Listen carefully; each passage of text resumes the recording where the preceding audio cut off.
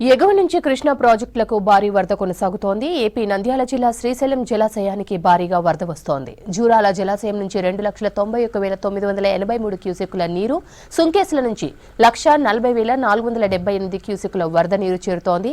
Dam పూర్తి స్థాయి నీటి మట్టం 885 అడుగులు కాగా ప్రస్తుత నీటి మట్టం 870.80 అడుగులకు చేరుకుంది. పూర్తి స్థాయి నీటి నిల్వ 215 టీఎంసీలు కాగా ప్రస్తుతం నీటి నిల్వ 145.152 టీఎంసీలుగా ఉంది.